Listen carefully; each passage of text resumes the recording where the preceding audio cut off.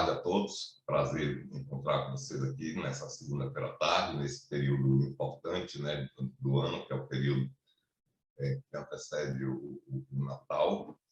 E nada como a gente dar de presente de Natal à nossa população, essa reorganização da nossa atenção ambulatorial especializada.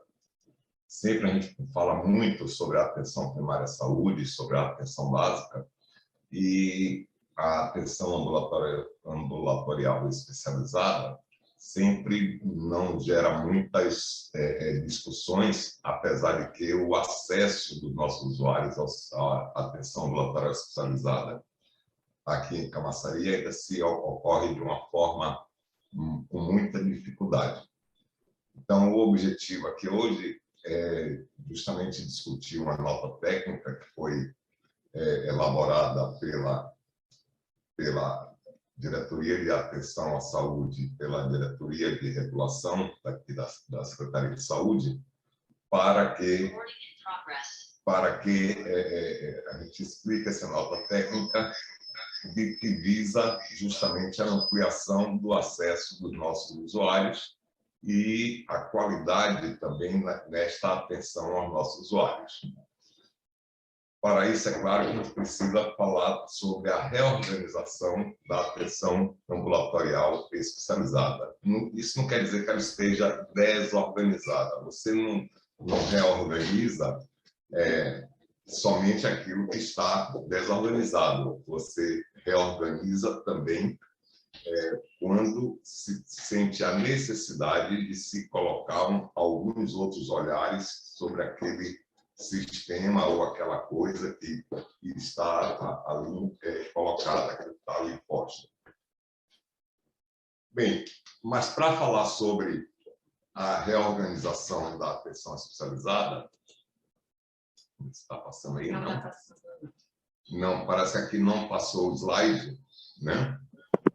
Então, deixa eu ver aqui. Pronto.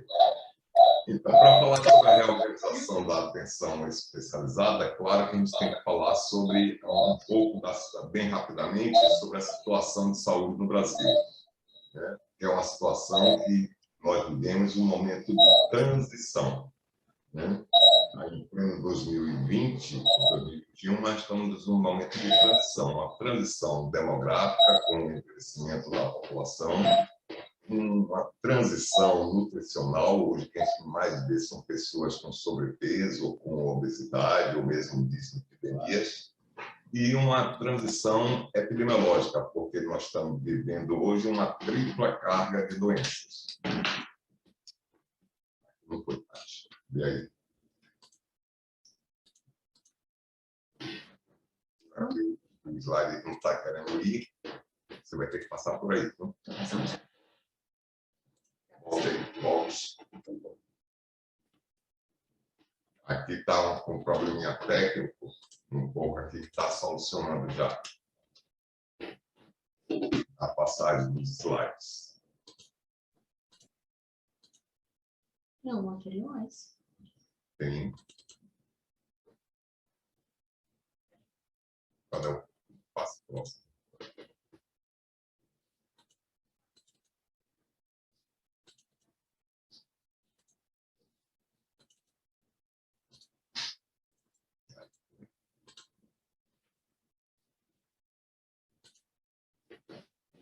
Bem, retornando, falando sobre a transição demográfica, aí nós temos o gráfico de 3 pirâmides etárias, a pirâmide etária da nossa população, de 1980, do ano 2000 e do ano de 2020, onde a gente percebe a mudança, né? Só no visual a gente já percebe essa mudança do alargamento da faixa central, né, da pirâmide, e um afinamento, né, dessa base da população. Isso implica, né, em que isso demonstra que a nossa população está envelhecendo. E será que nós, profissionais de saúde, nós que fazemos parte do sistema de saúde, estamos prontos para atender essa população envelhecida?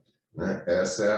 Essa transição demográfica impõe que nós, profissionais de saúde, nós, serviços de saúde, nós, gestores da saúde, se preocupem com essa transição demográfica, porque a atenção inferior não é a mesma de uma população de idosos devido a várias outras patologias epidemiológicas que cada uma dessa faixa etária proporciona. Pode passar o próximo?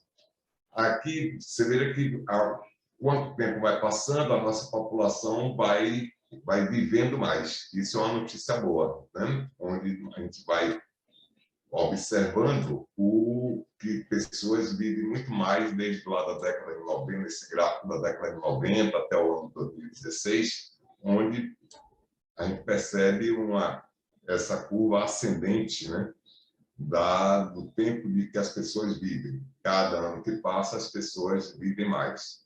Em 2017, o esperado era viver as mulheres em torno de 76 anos, e o que a gente observou foi que as mulheres viveram em torno de 79 anos. Já os homens, que eram em torno de 69 anos, chegaram a 72 anos. Isso mostra quanto tempo as pessoas aqui no nosso país, no Brasil, estão vivendo mais. Pode passar o próximo slide. E isso aí mostra o crescimento também populacional daqui da nossa Camaçari, onde também se observa ano a ano esse crescimento populacional, fazendo com que já em 2020 nós estamos em torno de 304 mil habitantes, 309 na estimativa já deste ano, 309 mil habitantes aqui em Camaçari, e representa em torno de 5.600 pessoas por ano a mais em Camaçari.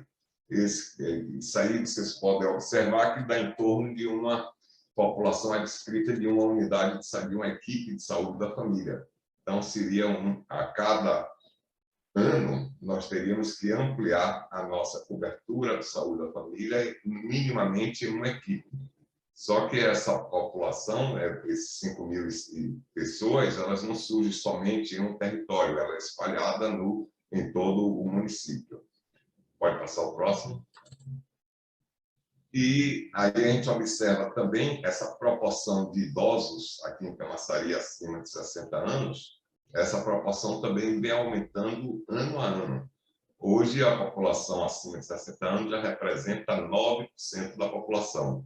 Então, uma coisa que era por volta no início da década de 2000 era em torno de 4%, 4%, agora já estamos em 9% da população acima de 60 anos. Tudo isso são dados do próprio Ministério da Saúde.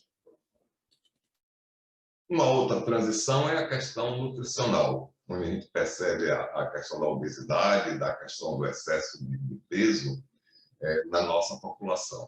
Isso, claro, é decorrente da alimentação, né? Cada dia mais é uma alimentação inadequada que a população faz uso, a população utilizando muitos alimentos processados, muitas comidas rápidas, né? Os chamados fast food, fazendo com que a nossa população venha a ter excesso de peso e, consequente, obesidade. E todos nós sabemos das complicações da obesidade, do excesso de peso, quando se relaciona à questão de saúde.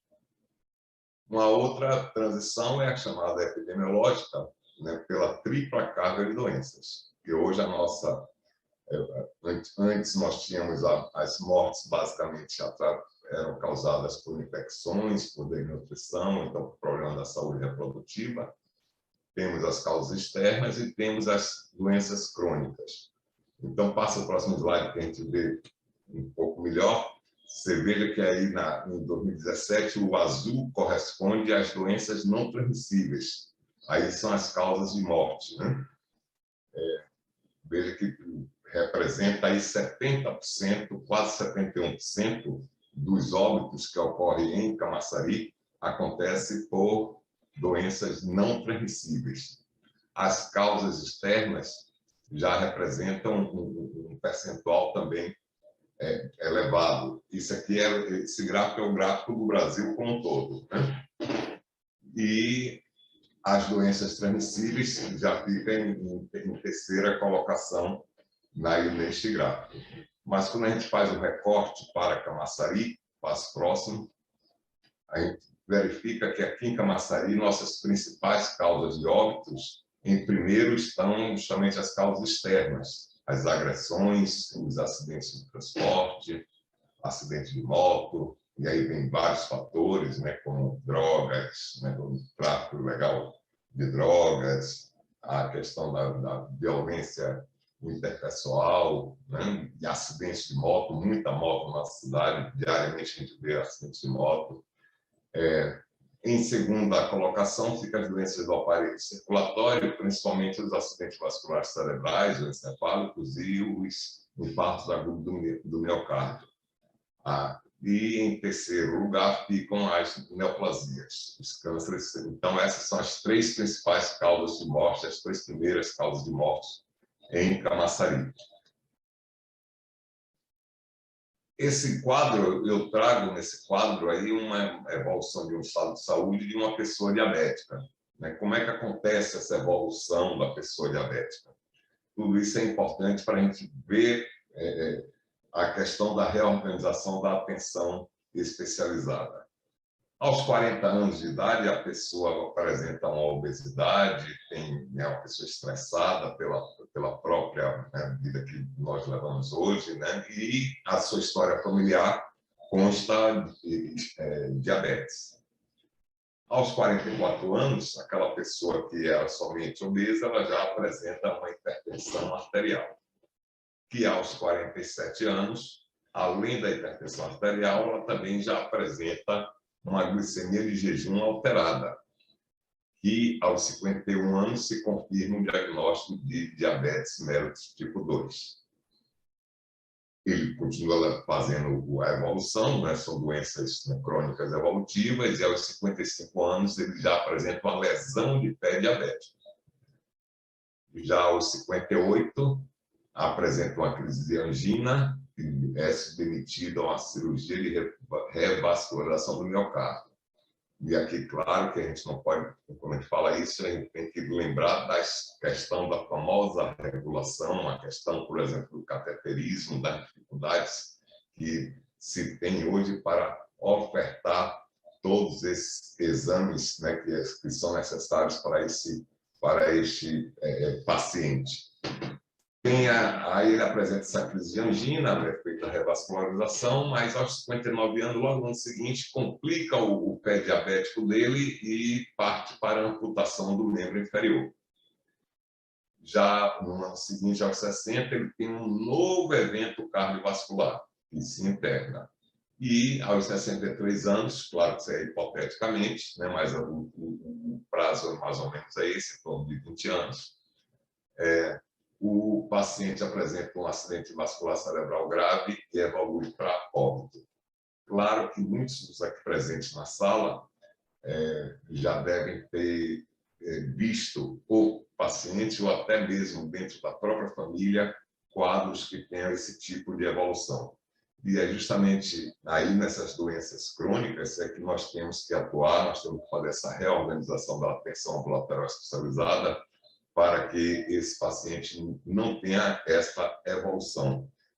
Nós temos que retardar ao máximo essa evolução desse paciente. Mas como é que a gente vai retardar, né, se a atenção ambulatorial especializada, e aqui a gente está falando aqui das policlínicas, né, de especialidades, estamos falando aqui dos serviços de referência, né?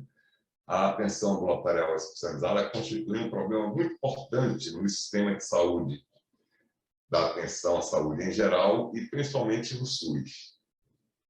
Nós sempre estudamos muito, né, a atenção primária à saúde. Quem integra, quem trabalha na atenção primária à saúde, na atenção básica, sabe que nós temos inúmeros estudos em relação à atenção básica. De acolhimento, de fluxo, de fast track, né? Tudo isso a gente utiliza na atenção primária especializada, a questão de território, né, de cadastramento, de classificação de risco, tudo isso a gente estuda na atenção primária à saúde. Também na atenção hospitalar é bastante estudada, né, a atenção hospitalar. A questão de tempo de permanência, a questão de rotatividade de leitos, a questão de complicações pós-operatórias, tudo isso são infecção hospitalar, segurança de paciente, tudo isso é discutido na atenção hospitalar. Já a atenção ambulatorial especializada, esta existe muito poucos estudos, pouquíssimos trabalhos acadêmicos relacionados a este tema. Daí que se tem essa grande dificuldade em se fazer uma intervenção maior na atenção ambulatorial especializada. E essa dificuldade vem principalmente, e aí a gente vai ver no próximo slide, Tati, que o modelo que nós usamos na atenção ambulatorial especializada é um modelo utilizado na primeira metade do século XX. Nós estamos no século XXI, onde predominam as doenças crônicas, e o modelo de atenção à saúde da atenção ambulatorial especializada é um modelo da primeira metade do século XX das condições agudas. É um modelo que tem um pouco mais de idade, né? É um modelo do antigo INAMPS, né? do antigo INPS, né? Então, aquele modelo onde se predominava a atenção às condições agudas. E como é isso, dupla? Seguinte forma, se eu acordei com a azia, com a pirose, eu vou para o gastro. Se eu acordei com a dor torácica, eu vou para o cardiologista. Se eu acordei tossindo, eu vou para o pneumologista. Se a urina está ardendo, acordei pela manhã, fui fazer xixi, lá a urina ardeu, eu vou para o urologista. Então, são todas essas questões, né, do atendimento médico especializado, era baseado exclusivamente nas condições agudas. E hoje nós temos, os nossos usuários, eles possuem condições crônicas. E essas condições crônicas necessitam de uma atenção diferenciada. E essas formas de relação entre a atenção primária à saúde e a atenção ambulatorial especializada podem ser modificadas e necessariamente a gente não tem a necessidade de ampliar o número de médicos, de ampliar o número de ambulatórios, de ampliar o número de serviços. Né? Há apenas a forma de reorganizar essa atenção. Você vê que a atenção ambulatorial especializada ela é focada exclusivamente no cuidado da consulta médica individual e prescritiva, né? De forma presencial. Não existe um envolvimento na atenção ambulatorial especializada da chamada equipe multiprofissional no cuidado. Então, o que nós temos é a pessoa, né, na atenção ambulatorial especializada hoje, o cardiologista, o paciente vai para o cardiologista e o cardiologista mesmo retorna para casa. Não existe um envolvimento de outros profissionais, de outras disciplinas que poderiam presenciar, ajudar no tratamento desse usuário. Então, você vê, não vai ter uma participação do nutricionista, do enfermeiro, do próprio fisioterapeuta, né, de nenhum outro profissional, do farmacêutico, que é muito importante a presença farmacêutica. E vocês vejam, né, que o porquê que tem que mudar esse cuidado centrado na consulta médica individual e presencial. Digamos que um paciente, um usuário hipertenso, diabético, ele vai e que segue rigorosamente a orientação do médico dele, de 3 em 3 meses ele está lá batendo o cartão na consulta médica dele. Então, ao longo do ano, se ele for de 3 em 3 meses, cada consulta é em torno de 20 minutos, né, que é o tempo médio da consulta. No total do ano, ele passa exatamente 80 minutos na frente desse profissional. 80 minutos, não chega nem a 1h30. Só que o ano, os 365 dias do ano, quantas horas tem? Mais de 8.000 horas. Então, dessas mais de 8.000 horas, esse usuário vai ficar defronte do profissional médico, do cardiologista, apenas 1h30. E o restante dessas horas ao longo do ano? Como é que vai ser? Já com a atuação de uma equipe multiprofissional, esse usuário vai ter a participação de outras pessoas atuando neste cuidado dele. Então, a consulta deixa de ser centrada apenas, a atenção especializada deixa de ser centrada apenas na consulta médica individual e passa a ter, o usuário passa a receber uma atenção coletiva, uma atenção multidisciplinar e multiprofissional. Para vocês terem uma ideia, de 70% a 80% dos usuários que frequentam a atenção ambulatorial especializada são portadores de doenças crônicas, mas que eles deveriam estar na atenção básica, na atenção primária à saúde, e não na atenção ambulatorial especializada.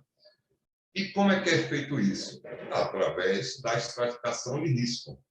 Porque se ele é um usuário de baixo risco, é apenas com a abordagem em grupos de convivência, né, focando a questão da promoção à saúde, já retarda e muito esse processo da evolução da doença dele. Se ele é classificado de médio risco, participa também de consultas coletivas e aí ele faz os chamados abordagens grupais, né? Ou os famosos grupos de hiperdia, como por muitos anos, né, a atenção básica chamou, que hoje se chama mais, hoje são doenças, né, hoje existem várias denominações para esses grupos de promoção à saúde, esses grupos temáticos. Se ele é um de alto risco, ele precisa de consultas sequenciais, multidisciplinares e também, claro, da consulta coletiva. E se ele for de muito alto risco, aí ele já necessita de uma discussão de caso, construção de projeto terapêutico singular, os famosos PTS, precisa de ter visita domiciliar, tem que saber como é que esse usuário vive, tem que chegar na visita domiciliar, abrir mesmo lá o armário dele e a geladeira para ver o que é que ele tem, né, o que é que ele está comendo, o que é que ele está quais são as compras dele, né? E fazer a abordagem também familiar, né? Porque, muito provavelmente, se ele é hipertenso, a família ele já tem uma história de hipertensão na família e os filhos dele, né, também poderão evoluir para hipertensão. Então, essa abordagem familiar é fundamental. Então, vocês vejam que o primeiro passo, quando você atende um portador de doença crônica, é ver essa estratificação de risco desse usuário, seja ele hipertenso, seja ele diabético, ou de alguma outra doença não transmissível que ele seja portador.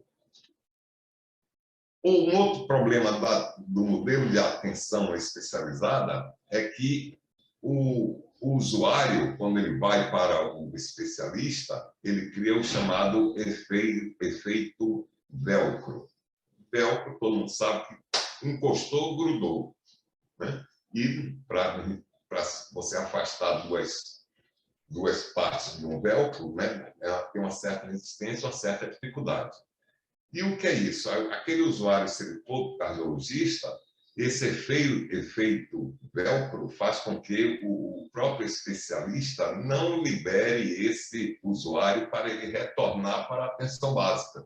Ele permanece sempre duradouramente preso àquele especialista. É uma situação que favorece, digamos assim, aos dois lados, ao cardiologista, por exemplo, e ao usuário cardiopata, hipertenso. Favorece aos dois esse efeito velcro. Mas ao sistema em si, e para a saúde dele como um todo, não é interessante, porque ele não vai passar a ter uma atenção multidisciplinar, multiprofissional. Ele vai ter apenas aquela consulta individualizada de, ao longo do ano, de 1h30. Então, isso que é o que a gente chama de efeito velcro, deve ser combatido, deve ser inibido. para vocês terem uma ideia, no estudo que esse AUBR realizou em 2011, na atenção ambulatorial especializada, 65% das consultas são consultas de retorno, o que demonstra esse efeito velcro. Apenas 35% dos casos são novos. Então, o cardiologista fica aderido ao usuário, o usuário aderido ao cardiologista, com aquelas frequentes consultas de retorno. Então, faz a consulta hoje, volte daqui a 90 dias, volte com mais 90, volte com mais 90, de uma forma individual, sem ser de uma forma coletiva, muito profissional. Hoje, atualmente, nós temos aí o cenário atual, que é esse da atenção especializada, e qual seria mais ou menos a proposta. No cenário atual é esse sistema fragmentado, totalmente fragmentado, onde nós temos a proposta do sistema de rede. Por exemplo, um usuário da policlínica, a policlínica de especialidade não pode viver de forma isolada. Ela é um ponto da rede. Então, ela não pode viver isoladamente, ser isolada, não participar da rede de atenção à saúde. Já na proposta de rede, ela é uma unidade secundária, né, da rede de atenção à saúde. A atenção ambulatorial especializada, ela atua sem ter uma coordenação sobre o usuário. Ela não coordena as ações daquele usuário. Já na atenção primária à saúde, prima pela coordenação do cuidado. Eu brinco sempre com alguns usuários, quando eles vêm conversar comigo, que eles falam assim: meu cardiologista falou tal coisa, meu endocrinologista falou outra coisa, meu nefrologista disse outra coisa. Eu digo, sim, e seu médico falou o quê? Né? Então, o usuário tem cardiologista, tem endocrinologista, tem nefrologista, mas o médico, essa equipe para fazer essa coordenação desse cuidado. Muitas vezes, um medicamento que o cardiologista está prescrevendo vai provocar alguma alteração na função renal. E aí? Como é que vai trabalhar essas duas coisas? E vice-versa, né? Daí a importância dessa coordenação do cuidado, que deve ser realizada pela atenção primária à saúde, pela unidade de saúde da família, pela equipe de saúde da família, que está mais próxima do usuário. Muitas vezes, a atenção ambulatorial especializada, ela não tem comunicação. Ela atua de forma isolada e sem se comunicar. Claro que, no sistema proposto, essa comunicação é importante, assim como a logística. E aqui entra nesse aspecto a questão do prontuário eletrônico, né? Que é aquele usuário, quando for atendido na atenção especializada, a equipe da atenção primária tem acesso àquela consulta, aquele atendimento que foi prestado, e vice-versa, quando o usuário chegar no cardiologista, o cardiologista também tem acesso às informações no prontuário dele, da equipe de saúde da família. Então, tem que existir essa comunicação e essa logística. No cenário atual, também, uma unidade como a policlínica, ela não tem território sanitário definido. O usuário chega lá de qualquer ponto de Camaçari, ele é atendido. De qualquer localidade de Camaçari, ele é atendido porque não tem um território sanitário definido. Então, o cardiologista, ele atende o usuário que mora lá em Cachoeirinha, como atende o usuário que mora ali na Gleba A. Assim como ele atende o usuário que mora lá no Jordão e atende também os usuários que moram em Muriçatuba. Então, vocês vejam que, para o cardiologista em si, na cabeça dele, ele não tem dimensão desse território. Como é que vive um usuário lá do Jordão, que é uma zona rural do município? O pensamento dele, ele não tem ideia, noção da vida que aquele cidadão leva. Nem tem noção daquela vida do paciente que mora em Abrantes. ou do que mora em Borisatuba. Então, ele não tem essa noção, porque o território sanitário não é definido. Ele pode acessar a qualquer momento, que é justamente esse acesso do usuário sem critério que dificulta também a atenção ambulatorial especializada no aspecto do cuidado do usuário, porque não existe critério de acesso. Muitas vezes o usuário ele chega para algum médico amigo, ou então para uma pessoa que trabalha em algum serviço de saúde e diz assim: consiga para mim uma consulta com o cardiologista, consiga para mim uma consulta com o oftalmologista, consiga para mim. Aí o profissional solicitante, muitas vezes, para não até mesmo se desgastar com aquele colega de trabalho, já fornece aquela requisição. Ou então, nessas chamadas feiras de saúde, né, que na realidade são feiras de doença, muitas vezes aquele profissional médico está ali somente para fazer guias de solicitação de consulta. A pessoa chega nessas feiras de saúde e diz: eu quero ir para o cardiologista, o doutor que está lá, Paulo, cardiologista. Quero ir para o nefro, Paulo, para o nefro. Para o endocrinologista, para o endocrinologista. Para o nutricionista, para o nutricionista. Então, é o que a gente vê. Então, não existe critério de acesso desses usuários à atenção ambulatorial especializada. Já na proposta do sistema de rede, claro que existe todo um critério estabelecido em protocolos. Outra questão é que o sistema fragmentado, esse cenário atual nosso, ele é reativo. Se não for nenhum usuário lá na policlínica, se o doutor vai chegar lá, não tem usuário, ele pega a maleta dele e vai embora. Entra no carro dele e vai embora. Porque é um sistema reativo. Ele só faz uma coisa se o usuário estiver lá. Diferente dessa proposta, né, de rede, que é onde o profissional da atenção ambulatorial especializada ele tem que ter uma proatividade. Se não tem o usuário lá, claro que ele vai estar em conversa com a atenção primária, ou fazendo um matriciamento, ou fazendo alguma outra ação, né, de educação permanente em relação àquela especialidade dele.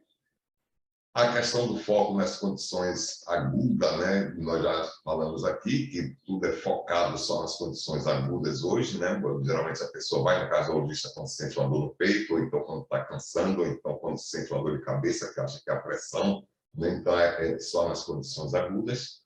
E no modelo proposto, é uma atenção às condições agudas e a atenção também às condições crônicas, que é uma das coisas que está matando a nossa população, são as doenças crônicas.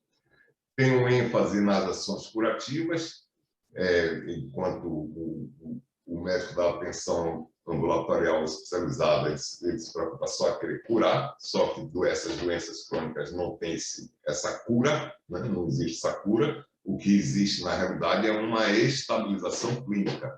Então, a atenção ambulatorial especializada deve se preocupar em dar ênfase no cuidado e na estabilização clínica. E, fazendo isso, claro que o efeito Velcro, que é presente nesse cenário atual, ele desaparece nessa proposta da atenção ambulatorial especializada, atuando de forma unida com a atenção primária à saúde.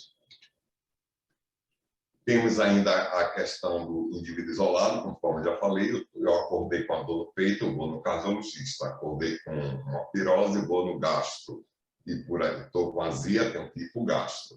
Né? Já é diferente de você trabalhar em uma equipe de saúde da família, onde você trabalha com uma população adscrita, que é cadastrada pela equipe da atenção primária, né, pelo próprio agente comunitário, onde ele já percebe, né, e deve realizar a estratificação de risco daquele usuário junto com a equipe. Tem a questão da lógica hospitalar. Primeiro, vocês veem que a atenção ambulatorial especializada chama muito de paciente. Paciente, paciente, paciente. Eles não chamam usuário. A atenção primária à saúde fala muito de usuário, né? Porque o termo paciente e o termo alta são de lógica da atenção hospitalar. A atenção ambulatorial especializada, o próprio nome já diz, ambulatorial. Se é ambulatorial, o paciente não vai ter alta. Ele vai ter a estabilização do quadro clínico dele e a continuidade no plano de cuidado dele, né? E vai deixar de ser centrado exclusivamente no médico para ser centrado também, cuidado por toda uma equipe. Vai deixar de ter prescrições e orientações do médico falar, você vai tomar captopril um pela manhã e outro à noite, e não vai comer sal. Ele vai ser diferente, ele vai ter um plano de cuidado e de orientação sobre alimentação, sobre atividade física, sobre hábitos de vida, sobre o consumo de drogas lícitas e ilícitas. Vai ter todo um plano de cuidado estabelecido, não vai ficar restrito apenas à prescrição do captopril para aquele hipertenso. Vai dar outras orientações e vai ter e com mais frequência, essa equipe da atenção primária vai fazer esse acompanhamento desse usuário. Pode passar no Tati. Então, no sistema fragmentado, a gestão em si é baseada na oferta, né? Então, se nós temos muito paciente procurando cardiologista, a ideia é o quê? Botar mais cardiologista. Se está muita gente procurando gastro, qual é a ideia? Contratar mais gastroenterologista. Se tem muita gente querendo fazer endoscopia, então vamos botar mais exames de endoscopia para a população fazer. Então, essa é a gestão baseada na oferta. E aí, como tem essa dificuldade, que é restrita a capacidade instalada do serviço, a saúde pública em si não vai ter recursos financeiros necessários para bancar isso. Já na gestão do sistema em rede, é uma gestão baseada na população. A gente sabe que é uma população de 4.000 pessoas, mais ou menos quantos são hipertensos, quantos vão precisar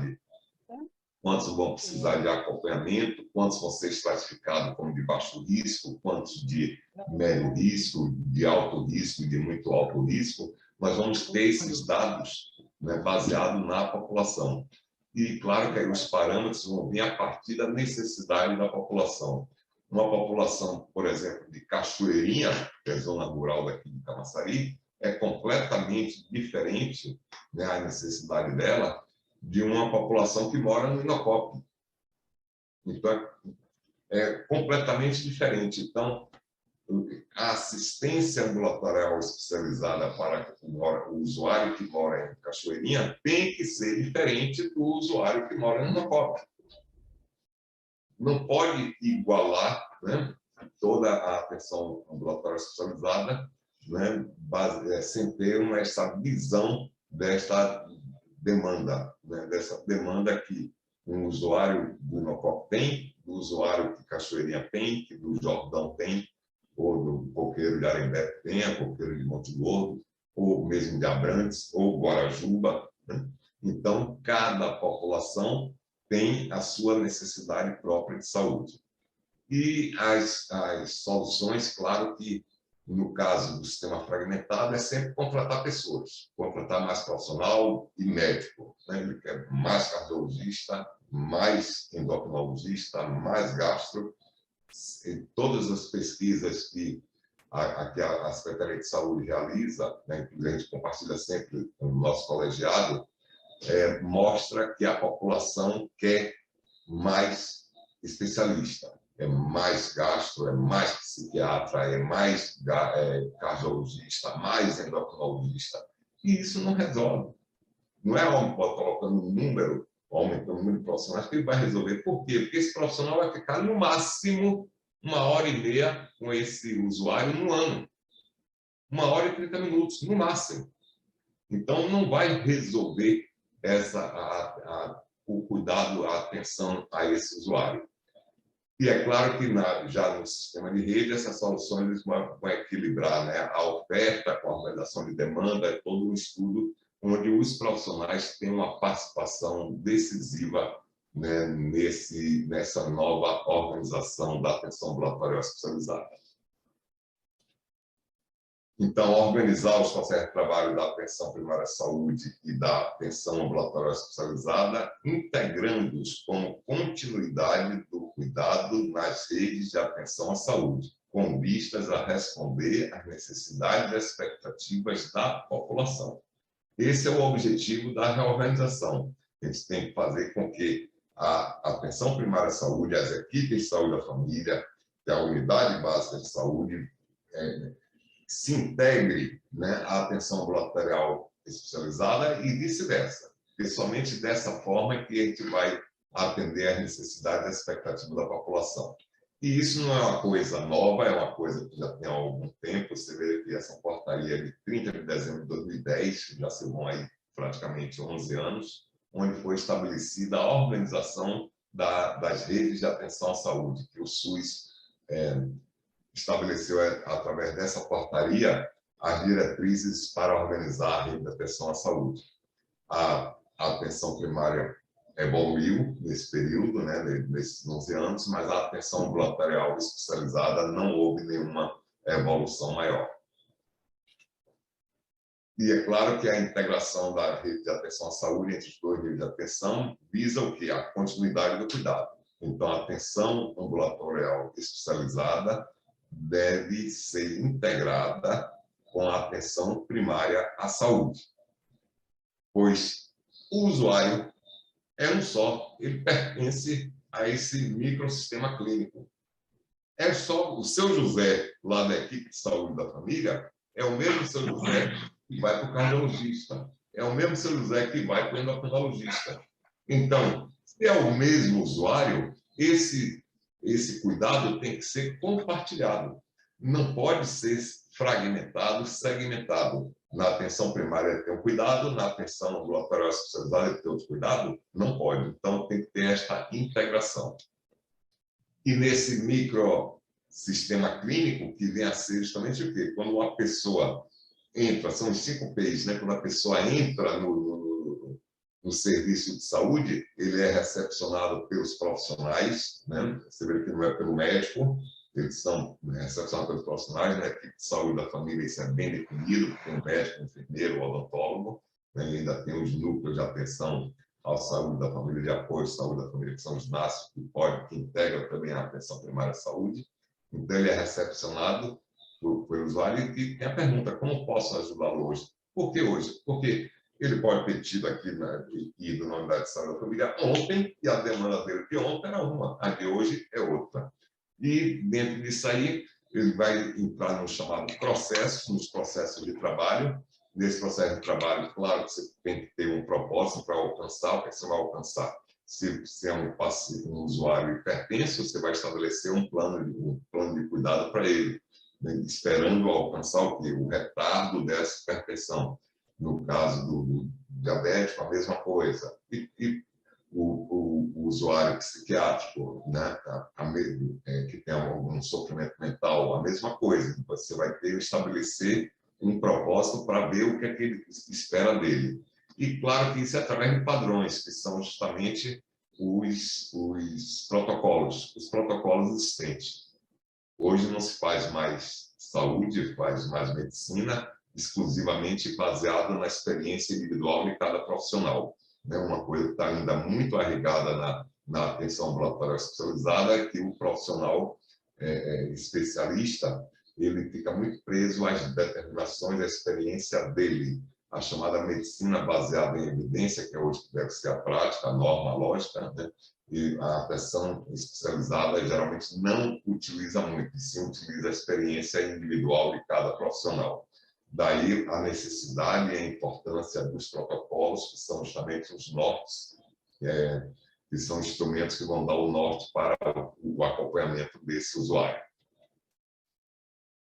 Bem, então, o ambulatório de atenção especializada, as nossas policlínicas, né, os serviços de referência, o Unifal, o CRES, CAPS, né, e outros que existe aqui no nosso município, ela é uma unidade de atenção secundária à saúde na rede de atenção à saúde. Por quê? Porque da atenção primária é as unidades de saúde da família ou as unidades básicas de saúde. Ela presta assistência aos usuários de alto risco, estratificados e compartilhados pela atenção primária à saúde. Ela não tem porta aberta.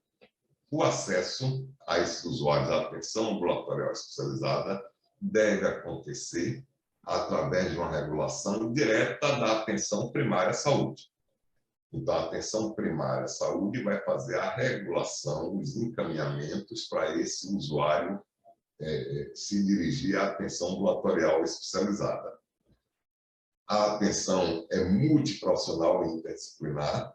As relações entre a atenção ambulatória especializada e a atenção primária à saúde vai muito além desse sistema clássico de referência e contra-referência, né? Porque não é simplesmente atender ao usuário, o cardiologista atender o usuário, fazer a contra-referência e acabou ali. Não é, né? Vai ter todo um desdobramento, e esse desdobramento é justamente esse produto, que é o plano de cuidado elaborado em conjunto com a atenção primária à saúde.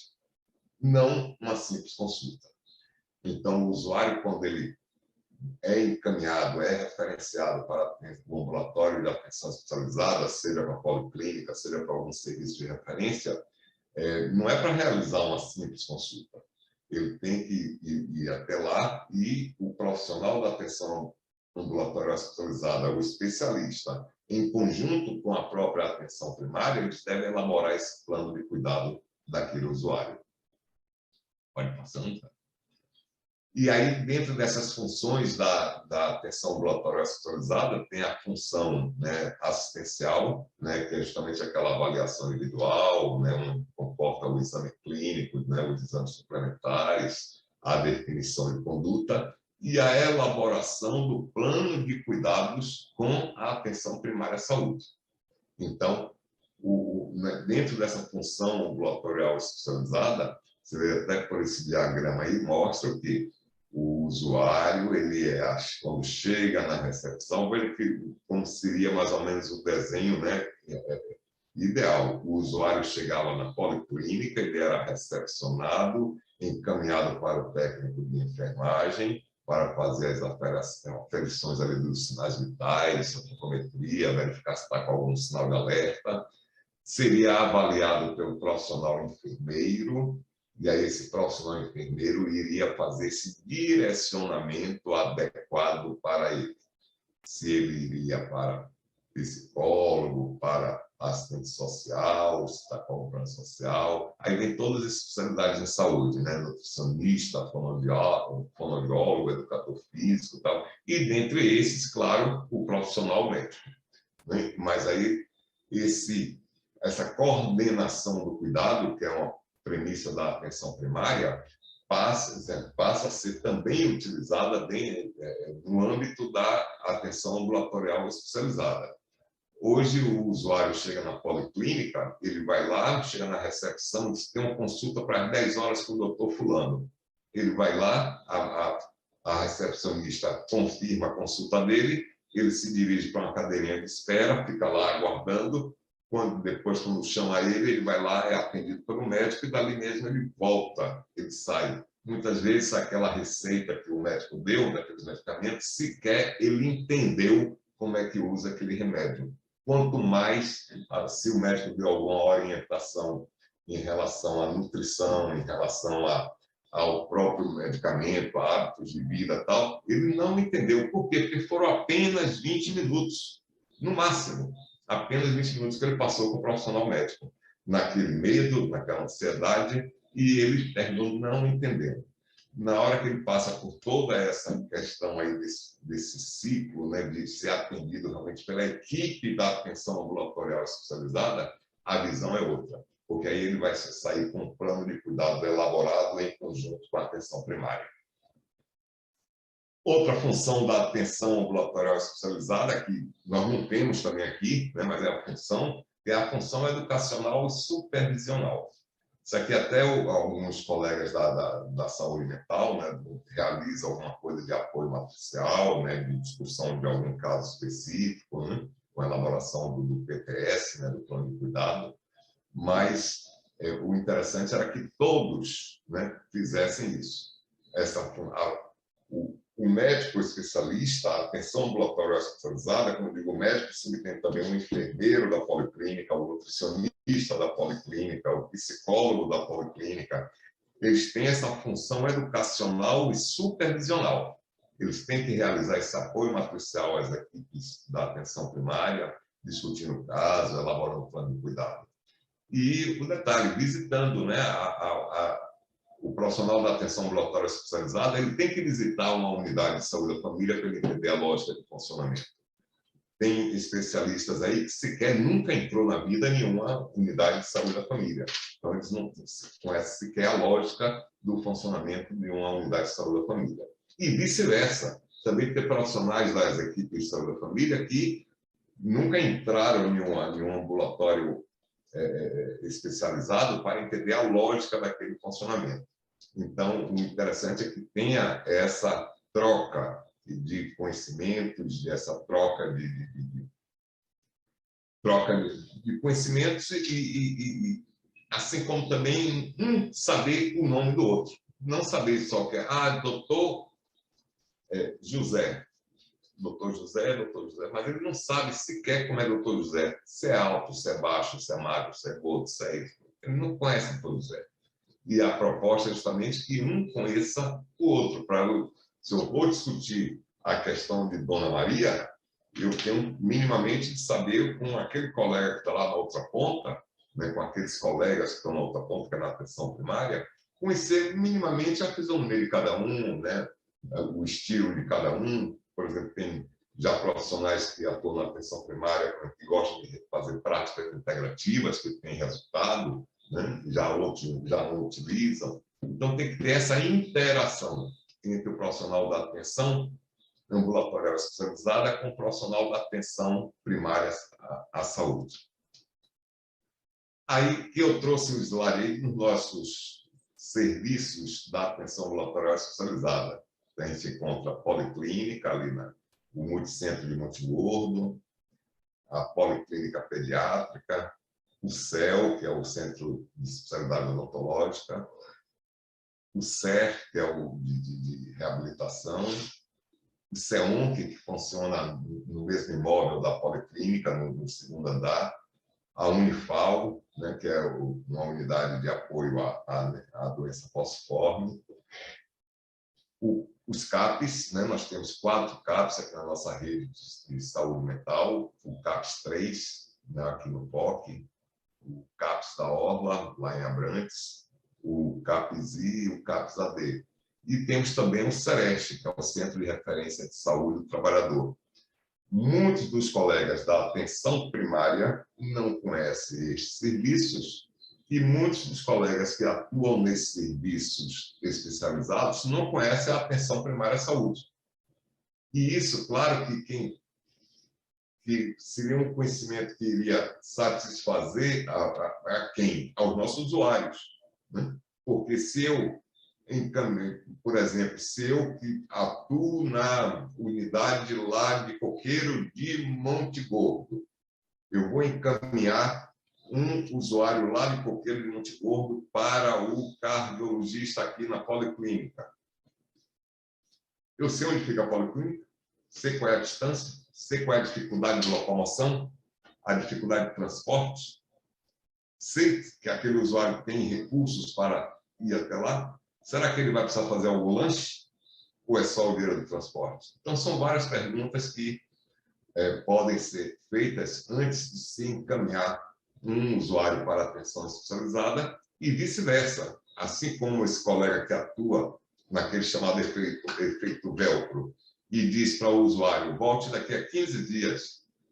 Ele sabe da dificuldade daquele usuário, ele sabe se aquele usuário tem o Bolsa Família ou se não tem Bolsa Família, que agora é outro nome, né? Agora é Auxílio Brasil. Né? Então, a gente não sabe as vulnerabilidades daquele usuário.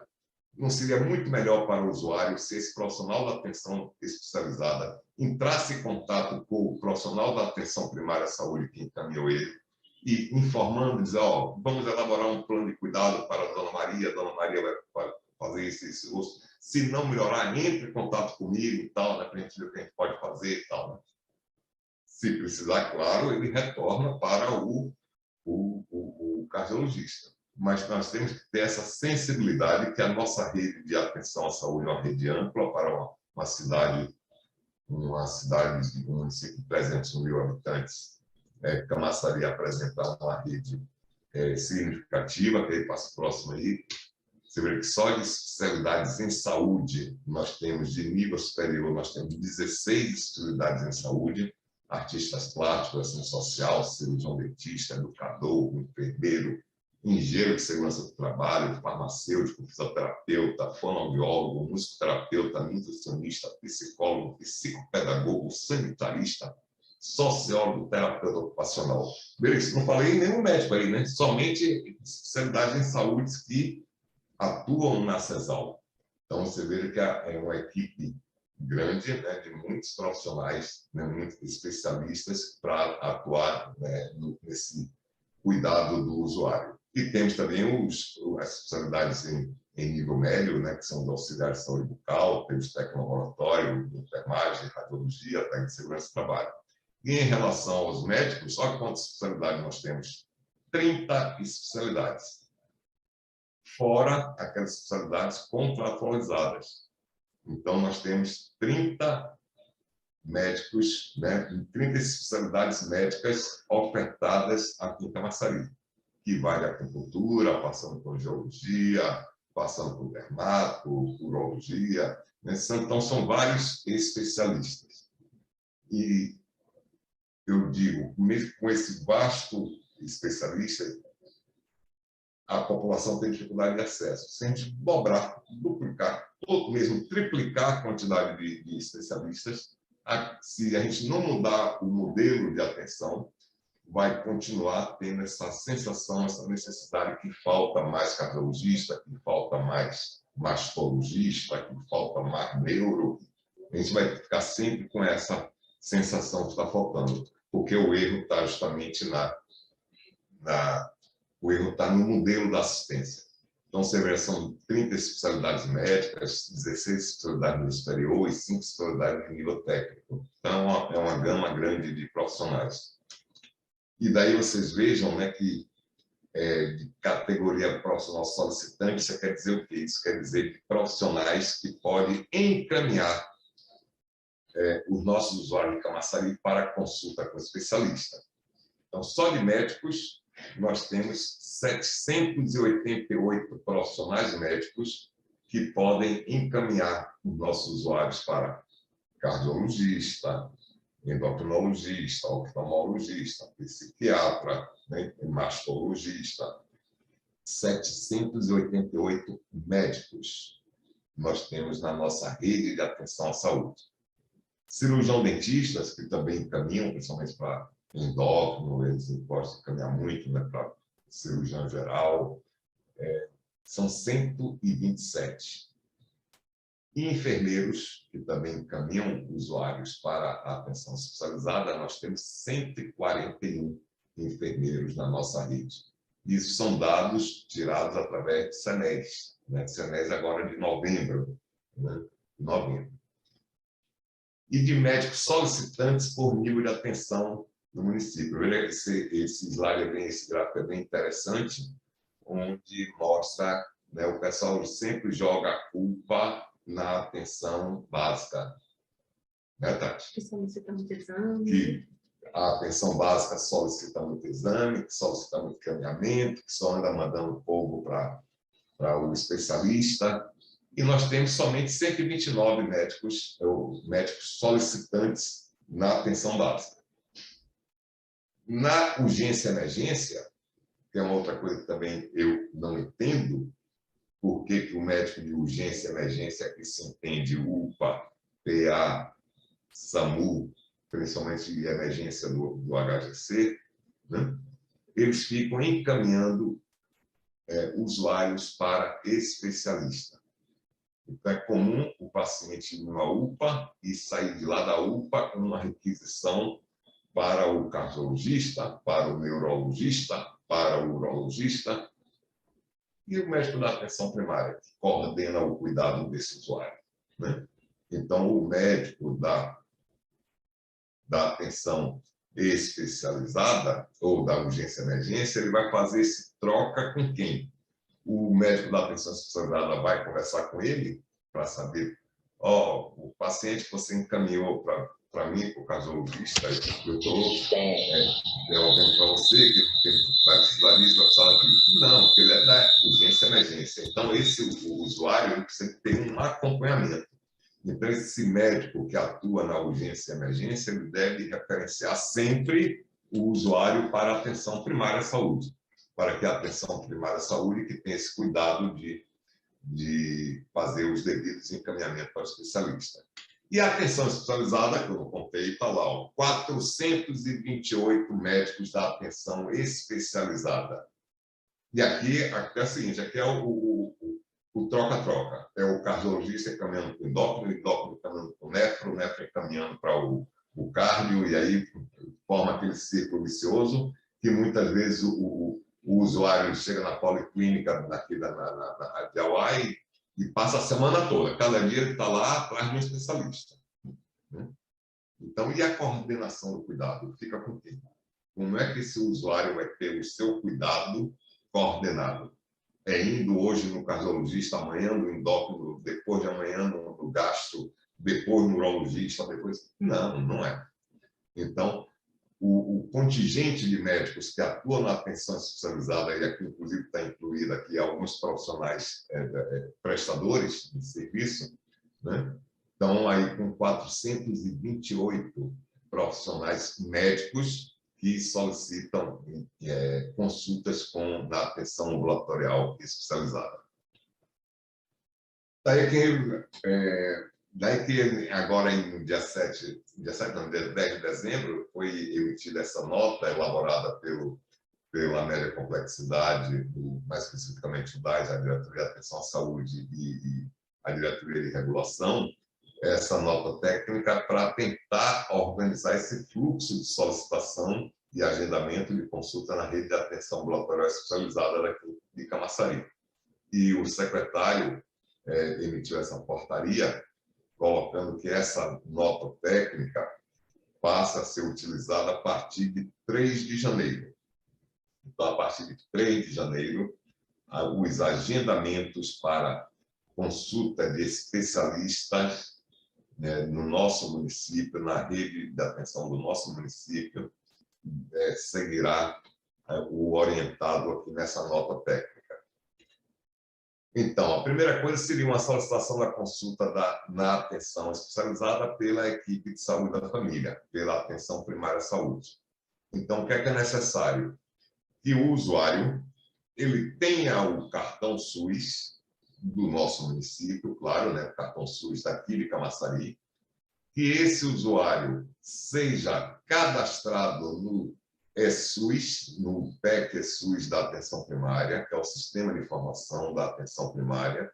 Então, esse usuário deve ser cadastrado nessa PEC, no sistema PEC SUS, que seja também cadastrado no sistema de marcação nosso, que é o sistema CRM, o da Sudoeste, que tenha a solicitação da consulta, aí que é o conhecido como Guia SUS 1, e que tenha essa ficha de referência. Nessa ficha de referência tem um campo lá, motivo da solicitação. Então, se eu estou encaminhando um usuário para o endocrinologista, eu tenho que colocar ali o motivo da solicitação na ficha de referência, que é para quando o endocrinologista atender este usuário, ele saber por que esse usuário se dirigiu até ele. Nesse ponto aí, a gente vai precisar muito, muito, muito da atenção das nossas reguladoras. Para observar que só vai poder fazer a marcação nestes casos, com o usuário com cartão SUS municipal, cadastrado no SUS, cadastrado no CRM, com a guia SUS 1 e com a ficha de referência. Então, esse usuário ele é encaminhado para a atenção especializada. No caso da consulta de retorno, ele põe no cardiologista e o cardiologista quer rever esse usuário. Consulta de retorno, até pela própria definição, é a complementação de um ato médico. Então, essa consulta de retorno ele vai complementar aquele ato médico dele, ou através de uma reavaliação clínica do paciente, ou uma avaliação dos exames complementares, que são todos os exames de laboratório, exame gráfico, raio-x, seja lá o que for, mas a consulta de retorno basicamente é para a complementação desse ato.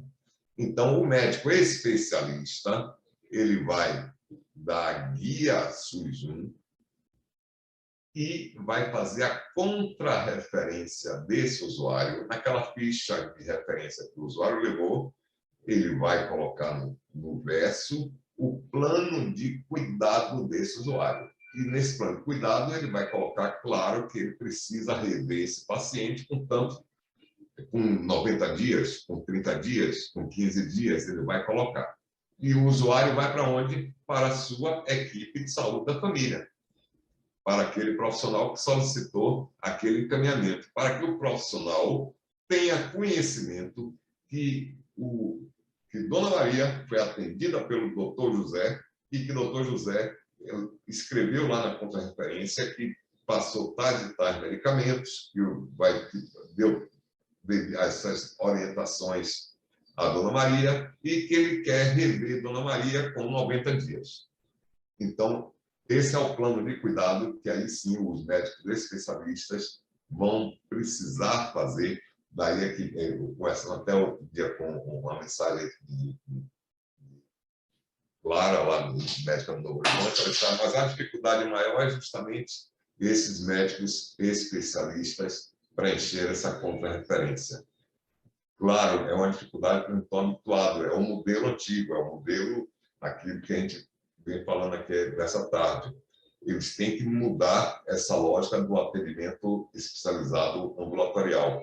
Não pode ser dessa forma. Não é, o usuário não pode ser visto apenas de forma individual, de forma centrada apenas na consulta do especialista. Então, é necessário que o usuário ele tenha essa ficha de contrarreferência do especialista. Outra situação, Tati, pode passar, é no caso da solicitação da consulta da atenção ambulatorial especializada para outra especialidade. Aquilo que eu falei, do cardiologista, ele foi para o Dona Maria, foi para o cardiologista, lá o cardiologista disse, não, eu quero que a senhora vá também no endócrino.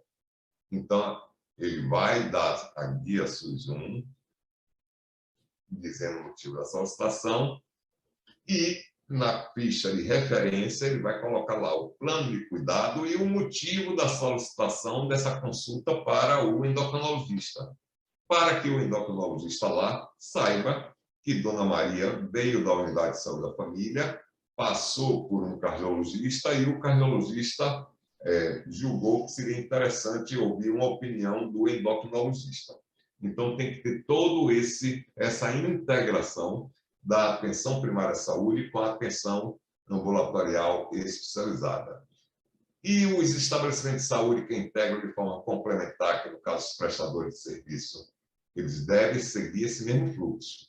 Então, todos os colegas que atuam nas clínicas credenciadas também vão utilizar esse mesmo fluxo. Eles vão ter também que elaborar esse plano de cuidado, explicar o motivo da solicitação, tanto da consulta de retorno, como da consulta para outra especialidade. Aí tem algumas considerações para fazer, que são algumas situações, na realidade, são algumas situações. E se o usuário tiver com solicitação de serviços privados, como é que é feito hoje?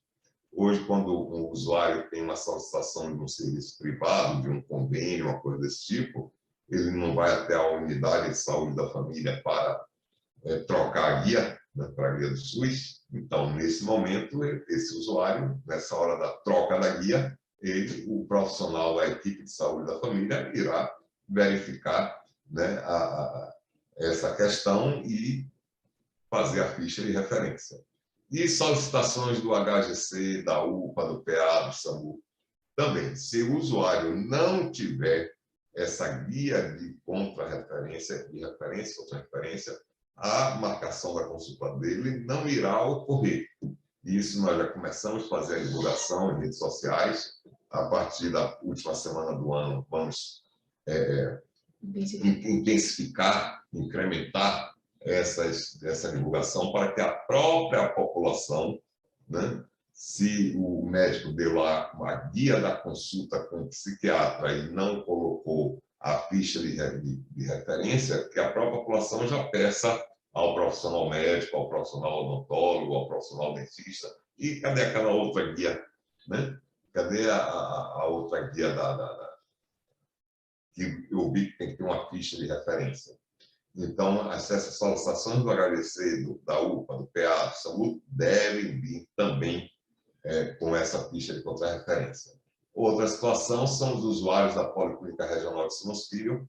Esses também vão passar, né, pela equipe de saúde da família, do jeito que como já acontece muitas vezes hoje, e a equipe de saúde da família faz essa avaliação e a troca da guia para a guia SUS. E solicitações de outros municípios, da mesma forma, de outros municípios, da mesma forma. Subentende-se que, quando fala aqui solicitação de outros municípios, esse usuário tem que ver lá, no que a gente falou, botou aí naquele slide, na situação 3.1, que ele tem que ter o cartão SUS de Camaçari, ser cadastrado no PEC Camaçari, ser cadastrado no CRM de Camaçari. Então, ele tem que ter toda essa documentação constante no 3.1 para a validação dessas solicitações da equipe. E é claro que aqui tem alguns profissionais chaves, né, para que a gente tente essa reorganização da atenção especializada. Os recepcionistas das nossas unidades de saúde da família e das unidades básicas de saúde, assim como os recepcionistas das policlínicas e dos serviços de especialidade, são fundamentais nisso aí. São fundamentais nesse verificação do cartão, na verificação do cadastro, na verificação se o usuário está realmente com a guia SUS1, se está com a ficha de referência, contra-referência, se o doutor deu a guia, não deu a solicitação do doutor, está faltando a ficha de referência. Né, tal. Então, é fundamental. A auxiliar de regulação é imprescindível nesse sistema, porque também, se ela tentar burlar, né, essa nota técnica, fazendo a marcação sem a ficha de referência ou a contra-referência, vai ser facilmente identificada nessa burla, né, porque como vai ser uma coisa que vai ser utilizada por todos da rede, então aquele usuário vai ficar em falta disso. Então, é fundamental o papel-chave da auxiliar de regulação na checagem do cartão SUS, na checagem do PEC SUS, na checagem do CRM, se a guia SUS1 está ok, se a ficha de referência está ok. Do médico, né? Médico, cirurgião, dentista, enfermeiros, da atenção primária da atenção especializada, é fundamental, porque aí eles têm que fazer esse encaminhamento adequado, né? Visando o plano de cuidado do usuário. Né? Nós temos que acabar com aquela história da consulta médica isolada, daquela consulta médica apenas prescritiva, isolada e presencial. Temos que acabar com isso. E aí a visão do médico, principalmente, tem que mudar. Né? Tem que mudar no sentido dele atuar, não ser especialista, ótimo, mas agora ele vai atuar integrado com a atenção primária à saúde e não atuar de forma isolada. O agente comunitário de saúde, muito importante, o ACS, principalmente na questão do cadastramento, na questão da divulgação dessa nota técnica, no sentido da guia SUS1, acompanhada da ficha de referência e contra-referência. Então, o papel do agente comunitário de saúde, todos eles, muito fundamental nisso aí. O gerente da APS, né, tanto das unidades básicas de saúde, unidade de saúde família, como da atenção especializada, é também muito importante para que esse gerente verifique se a sua equipe está trabalhando de forma adequada, seguindo as orientações dessas normas técnicas. Assim como os outros profissionais da atenção primária à saúde e da atenção especializada, todos devem se preocupar com isso. Principalmente os gestores. Os gestores são importantíssimos nesse processo. São profissionais muito chaves nisso aí, né, para que essa reorganização dê certo. Nós temos a obrigação, como gestores, de garantir a questão de questão de internet, questão de logística, toda aquela questão de logística, nós temos que é a atribuição do gestor, assim como também a questão do monitoramento, né? Monitoramento para ver se a nota técnica está sendo seguida à risca. Então, é muito importante esse papel dos gestores nessa reorganização da atenção ambulatorial especializada. Bem, aí foram algumas referências, né, que a gente puxou, né, as portarias do Ministério, né, o livro, né, de um estudioso do assunto, que é o Dr. Eugênio, né, Eugênio Vilaça, né, e também Planifica SUS. Planifica SUS, que é da atenção aqui básica, né, já ouviu falar muito desse termo, mas quem é da atenção especializada praticamente não ouviu esse termo, que é um programa, Planifica SUS é um programa desenvolvido pela Sociedade Albert Einstein, né, junto com o Hospital Albert Einstein, né, onde se trata da questão da mudança do perfil, da forma de atendimento, tanto da atenção primária à saúde, como do modelo de atendimento da atenção ambulatorial especializada. E no mais, estou aqui à disposição de vocês para a gente ter alguns outros esclarecimentos. E aí, Tati, como é que está aí o negócio aí do chat? O chat. Tem algumas dúvidas aqui que a gente vai estar esclarecendo agora. Pronto. Elaine Garcia, do Jardim Limoeiro 2, doutor Duclar. Boa tarde. E ela pergunta: as marcações de especialistas só serão feitas com a guia do médico da unidade ou as guias de outros médicos que pacientes passam por aí em mutirões não vão ser mais agendados? Foi a pergunta, eu acredito que da reguladora de Jardim Limoeiro 2. Elaine, respondendo especificamente a você, né, obrigado aí pela pergunta, realmente bastante pertinente, né? Eu coloquei até como uma das situações, né? E esses médicos que atuam em feiras de saúde, mutirões, não sei o que deu a guia, né, nessa guia, e não deu a ficha de referência e contra-referência, ele não vai, o usuário não é para marcar, né? Nós vamos fazer ampla divulgação, né, que só vai poder fazer o encaminhamento para o especialista mediante uma ficha de referência e contra-referência. Isso é a organização mínima da rede. É a organização mínima da rede. Esse usuário que recebeu essa guia, né, de encaminhando ele para o cardiologista, se o cardiologista quiser mandar um recado para o doutor, seja ele qual for, como é que esse cardiologista vai fazer, né? Já que aquele doutor que estava em uma feira, estava em um mutirão, né, deu aquela guia a ele. Então, a reorganização da atenção ambulatorial passa justamente por isso. Deixar de ser uma coisa individual, né, aquele cuidado individual, e passar a ser um cuidado interdisciplinar. Não é só, o usuário não precisa somente da consulta do médico, ele precisa da consulta de toda uma equipe multidisciplinar. Ele precisa da atuação do enfermeiro, da equipe, do odontólogo, ele precisa do cardiologista, ele precisa de outras especialidades. Então, ele tem que ser visto de forma integral. Mas, em resumo, não marcar. Se ele não tem a guia de referência e contra-referência, não faz a marcação. Essa já é uma pergunta, doutor Duclar, de Ludmila. Ela perguntou aqui: caso o paciente não venha com essa ficha de referência, devemos orientá-los a procurar o SF? Sim, positivo. Né? Orienta esse usuário, né?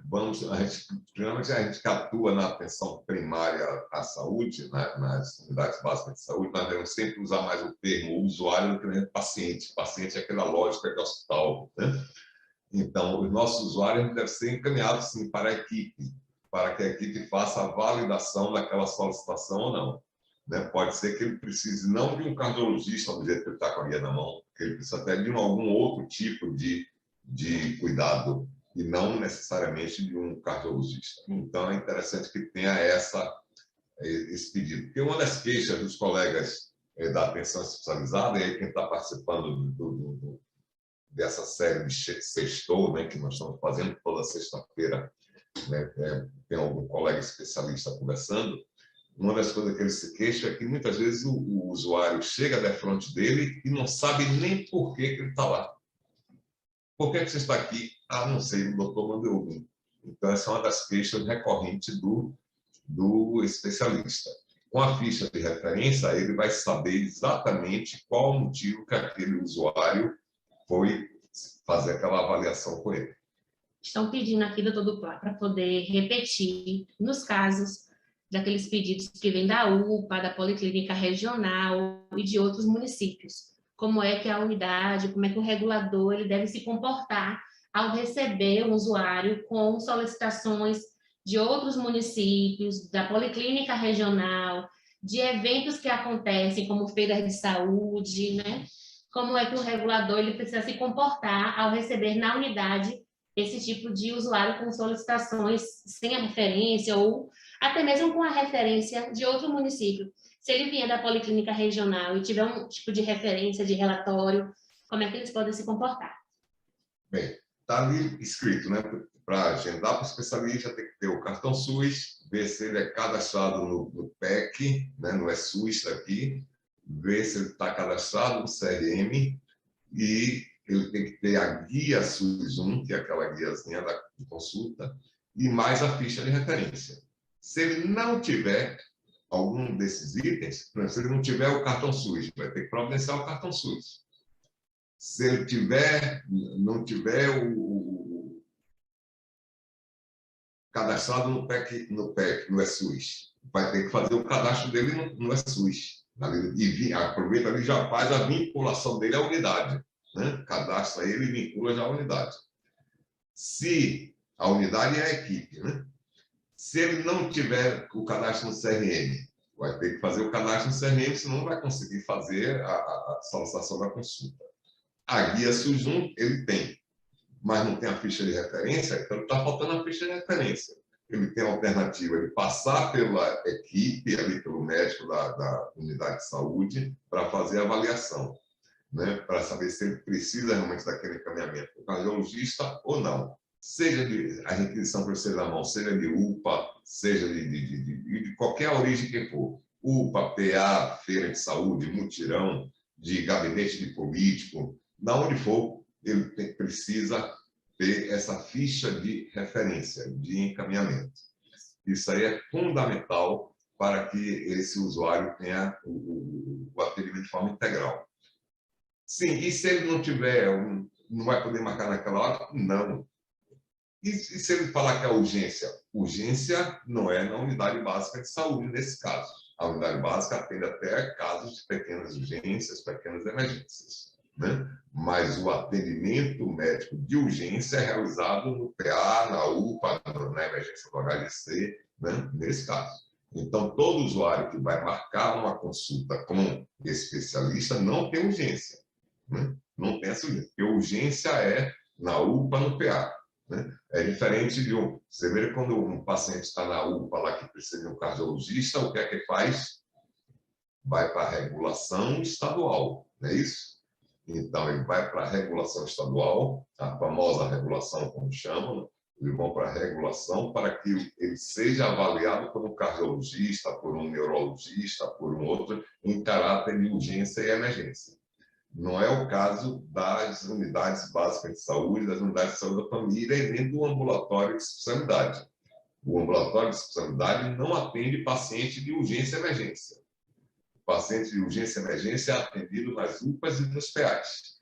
Então, se o usuário chegar com esse discurso que é urgente, né? Urgência é PA e UPA.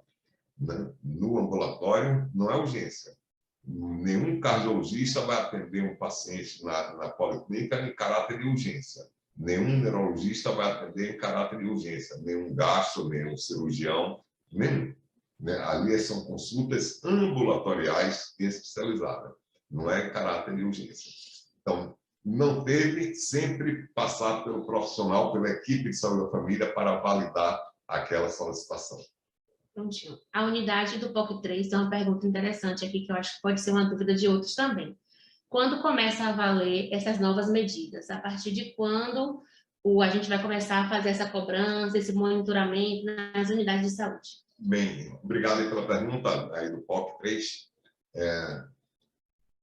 A própria portaria assinada pelo secretário, publicada no dia 10, né, estabelece que a partir de 3 de janeiro,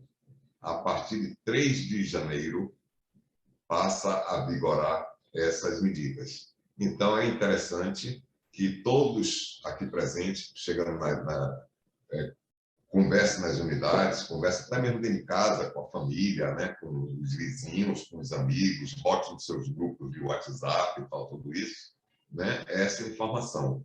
Quanto mais divulgação tiver essa informação, melhor para que a gente alcance esse objetivo da reorganização da atenção ambulatorial.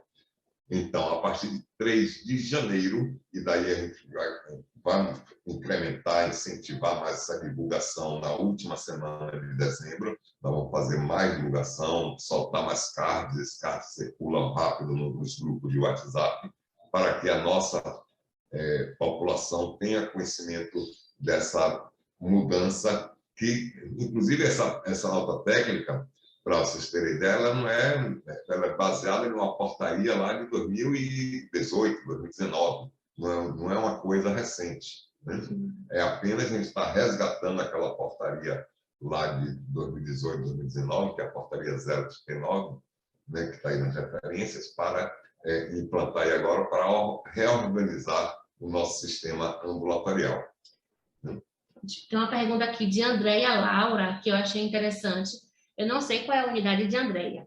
Andréia está questionando, né, se a Prefeitura de Camaçari não promove feiras de saúde, porque ela concorda, né? Ela fala que eu acho muito válido não aceitar mesmo de feiras, por essa razão não haver nenhuma vinculação desta feira com a rede de atenção à saúde. Eu acho interessante essa pergunta de Andréia em relação às feiras de saúde, as ações que a CESAL promove, né? Como é feita essa organização e como vai ser feito para poder garantir que, mesmo em atividades que a CESAL organize, seja garantido o cumprimento dessa nota técnica. Muito obrigado, André, pela pergunta. Realmente, a CESAL, a Secretaria de Saúde de Camaçari, né, nessa gestão, a gente não promove feira de saúde. A gente nunca promoveu e não iremos promover. Por quê? Porque, primeiro, que não é feira de saúde. Eu digo sempre que é feira de doença. Tem o que eles chamam de feira de saúde. Chega lá para ficar fazendo exame de glicemia, que não serve para nada ali na feira. O exame de glicemia serve para outras coisas. Para ficar verificando PA das pessoas, sem ser dentro da técnica. Porque para verificar a PA, tem toda uma técnica para se verificar aquela PA. E não vai dizer que uma pessoa é hipertensa apenas por uma medida de PA. Então, é toda uma técnica. Para chegar nessas feiras de saúde e a pessoa, o usuário, chega lá, senta de frente do médico e diz: eu quero fazer tudo que é exame. Check-up. Quero fazer um check-up, tudo que é exame. E aí o médico toca, eu ia fazer a repetição de exames, fazer exame para tudo que é tipo de gosto, né? Então, isso aí a gente não compartilha com isso. Então, a CESAL não faz feira de saúde. Quando nós vamos retornar agora no próximo ano, com fé em Deus, o chamado CESAL Mais Perto de Você, que é um programa onde foi suspenso por causa da pandemia, né, onde nós nos dirigíamos a localidades de difícil acesso, inclusive com médicos, mas nessas localidades de difícil acesso com o médico não ia lá pedir exame, não. nem pedir consulta com isso, com aquilo, não. Poderia até fazer, mas aquele usuário que estava sendo atendido sempre ele era vinculado a uma unidade de saúde. Então, se a gente fazia uma ação, né, como foi feito como é o nome da onde Rita mora? Rancho Alegre. Ali em Rancho Alegre, lá em Arebeco, ele é vinculado à unidade da Fonte das Águas. Se a gente fez alguma ação em Buriçatuba, né, lá na Gleba H, aquele usuário estava vinculado à unidade de saúde da família de Buriçatuba. Se a gente fez a unidade aqui no Penha Mutalucaia, aquele usuário está vinculado à unidade do Ponto Certo. Tiririca, Barata. Então, Tiririca, Barata estava vinculado a Coqueiro do Morro, a Cachoeirinha. Então, sempre, quando nós estávamos fazendo a CESAL mais perto de você, sempre tinha essa vinculação a alguma unidade de saúde. Primeiro, para aquele usuário não ficar solto, né? Sempre a gente vinculava ele e o retorno dele sempre era programado com os próprios agentes comunitários de saúde para que ele retornasse e continuasse com o cuidado dele naquela unidade vinculada. Mas eu parabenizo você, né, por essa concepção sua que essas feiras de saúde não resolvem o problema da população, pode resolver problemas até pontuais de outras pessoas, mas da população não resolve, né? E isso aí não significa saúde. Essas feiras promovem doença, não promovem saúde. Isso. Outra dúvida aqui que eu acredito que Ludmila deve ser alguém responsável pelos prestadores de serviço, né? Na rede contratualizada. Ela tem uma dúvida. Essa ficha de referência e contra-referência, nós iremos enviar para o faturamento junto com as guias do SUS ou arquivar junto ao prontuário? Pergunta muito interessante. Muito interessante, de auditoria, né? Esse caso das fichas de referência com referência deve circular com o paciente. Se o prestador, né, utiliza o sistema informatizado, ele, no próprio sistema dele já consta, né, já fica lá guardado, arquivado, né, a ficha de referência. Por exemplo, no próprio o nosso serviço que utiliza o sistema da Sudoeste, essa ficha de referência pode ser feita no próprio sistema da Sudoeste, que já fica lá arquivado. Não vai ter necessidade do prestador encaminhar para o faturamento lá com a regulação. Ele vai continua encaminhando somente a guia SUS1, porque essa guia de referência e contra-referência ela tem que circular entre a atenção especializada e a atenção primária à saúde. Então, esse que é o instrumento para circular, não é um instrumento para fazer faturamento, é um instrumento de informação pertinente ao plano de cuidado do usuário, do paciente. Só para poder completar, como é uma nota técnica que foi validada via portaria do secretário, em caso de auditoria nos prestadores, nos serviços de saúde, como está estabelecido que é um documento oficial que precisa constar no prontuário do paciente, é importante que tanto os prestadores quanto a rede de atenção à saúde, né, própria, mantenha uma cópia, mantenha uma cópia da contra-referência, da referência, né, anexada ao prontuário do paciente, porque quando tiver uma auditoria, a auditoria vai querer ver anexado ao prontuário do paciente este documento. Milena pergunta se essa orientação será passada para os médicos, porque a maior dificuldade no momento é a comunicação. Isso aqui faz parte de uma... Milena, eu concordo com você, né? O profissional médico, ele se sente o Deus, né? Então não quer ser incomodado, não quer mais um papel para ele fazer, mais uma coisa, mais outra, né? Então isso claro que eles já sabem, né? Eles já sabem, a gente vem fazendo a conversa com os colegas da Policlínica desde o mês passado, antes mesmo da divulgação da nota técnica, nós vemos fazendo as conversas com os profissionais da Policlínica.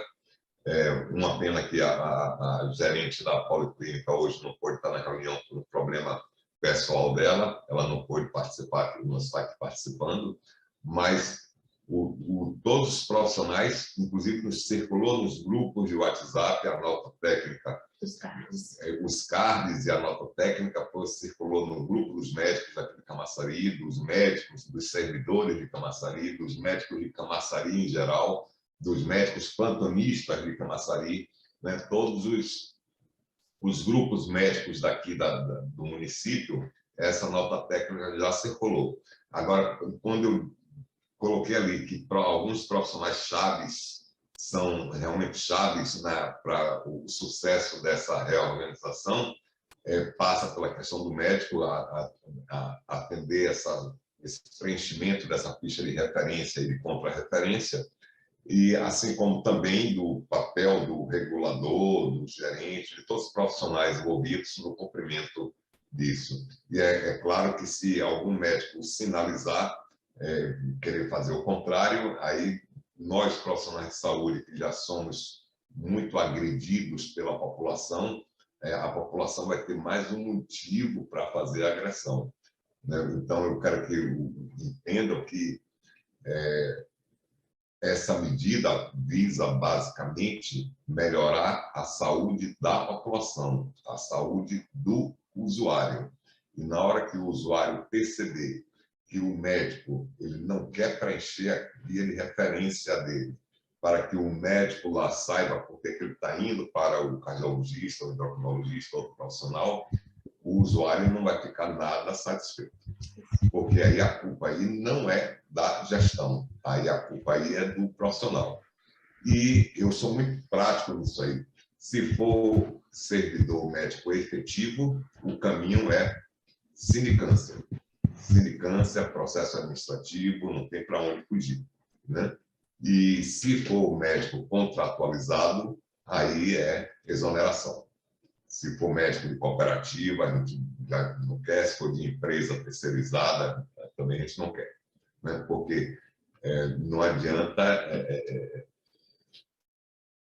usar até uma expressão meio chula, o poste querer mijar no cachorro, né? Então, se ele, médico, né? O médico ele está ali para atender as determinações da gestão, determinações legais que estão dentro da legislação, dentro da lei, né? Não está pedindo nenhuma coisa absurda a ele, nenhuma coisa que esteja fora da legislação. Se ele for efetivo, ele vai responder os motivos dele não preencher a ficha de referência e contra-referência. Claro que aí a comissão de processo disciplinar que vai decidir. E se for médico contratado, ou seja, por cooperativa ou por alguma empresa terceirizada, aí é solicitar a troca dele de imediato.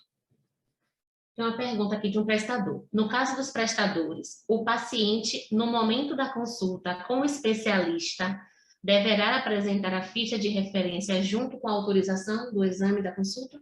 Sim, justamente isso aí. Você entendeu perfeito. O nome dele? Não está identificado, não. Está pelo celular. Ah, sim. Viu? Justamente. Então, o paciente deve, além da guia, a chamada guia SUS-1, o paciente deve portar essa ficha de referência e contra-referência para que o profissional que o atender elaborar o plano de cuidado e encaminhar para a atenção básica. POC 3, trazendo novamente a dificuldade de comunicação e pergunta se os médicos já estão cientes. Reforço que já circulou essa informação em todos os grupos médicos aqui de Camaçari, né? As unidades também já foram informadas. A gente espera aí, daí que eu coloquei lá também o gerente das unidades como pessoas importantes nesse processo. Espero que as gerentes das unidades já tenham comunicado, né? Comunicado aos médicos sobre essa nota técnica que vai vigorar a partir de 3 de janeiro. E na última semana de dezembro vamos intensificar essa comunicação, não só para os médicos, mas para todos os servidores e também para toda a população. Sheila está trazendo aqui, né? Está parabenizando e lembrando que existe uma grande dificuldade não só os médicos, mas também nutricionistas e ginecologistas preencherem o relatório para marcação. Sim, mas eles vão ter que agora, a partir de agora, ter que preencher, né? Porque agora vai ter uma cobrança, né? Vamos usar esse termo, maior para que faça isso. Porque se ele não preencher, o paciente, o usuário, não vai conseguir fazer o agendamento.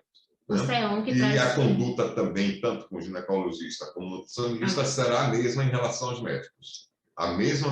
Se for ginecologista terceirizado, é só você dar a troca de imediato. Se for efetivo, a abertura de sindicância. O CEON que está perguntando, né, se as fichas de referência vão compor o prontuário do paciente ou fica retida no momento do agendamento? Não, a ficha de referência deve retornar para a atenção primária à saúde. Agora, de bom tom, conforme o Tati falou no instante, é importante que no prontuário conste uma via dessa ficha de referência.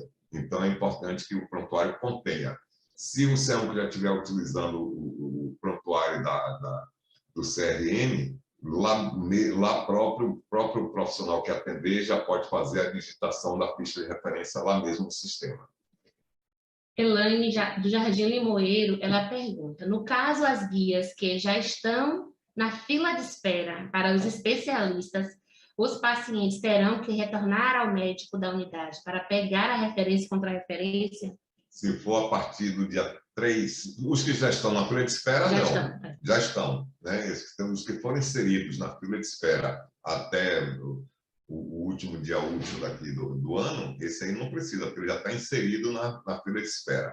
Né? Assim como também aqueles usuários que estão no chamado Projeto Fila Zero. Também esses já estão contemplados, já não tem necessidade. Eu digo, são as futuras marcações e colocações em fila de espera a partir de 3 de janeiro. Viu, Elaine? Então, essas futuras, a partir do dia 3 de janeiro, que tanto marcação como colocação em fila de espera é necessário que tenha essa ficha de referência. Andréia agradeceu pela resposta em relação às feiras de saúde. O CEON que pergunta se essa reunião vai ficar gravada, né? Essa reunião está gravada.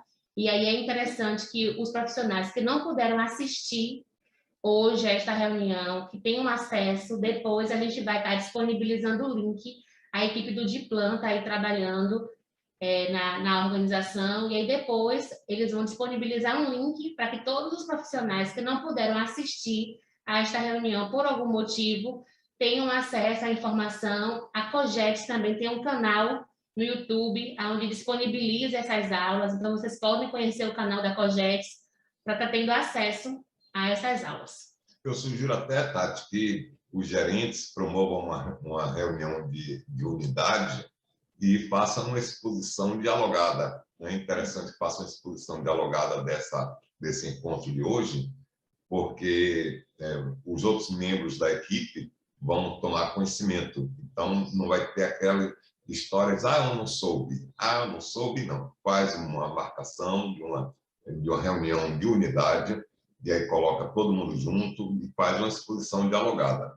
Para isso, aí, a gente se coloca, inclusive, à disposição, tanto os apoios institucionais, as nossas apoiadoras estão à disposição para participar dessa exposição dialogada, eu próprio, né, Tati, né, toda a equipe técnica.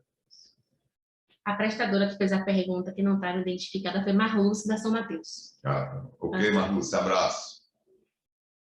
Aí tem outra pergunta aqui de Érica, se essas medidas serão apenas para o Fila Zero ou para todos os usuários da rede do SUS? Não, pelo contrário, os pacientes do Fila Zero, né, como eles já foram inseridos na fila da regulação já até setembro, né, deste ano, então esses não precisam dessas medidas. Né? Agora, os usuários, inclusive os usuários do Fila Zero, eles estão sendo reavaliados, né? Nessas consultas que estão sendo marcadas nas unidades básicas de saúde, unidade de saúde da família, justamente para fazer a validação daquelas solicitações. Então, isso aí não precisa. São as futuras marcações de consulta com especialistas, as futuras inserções em fila de espera, a partir de 3 de janeiro. Essas, sim, que são necessários a guia SUS-1 e a ficha de referência contra referência.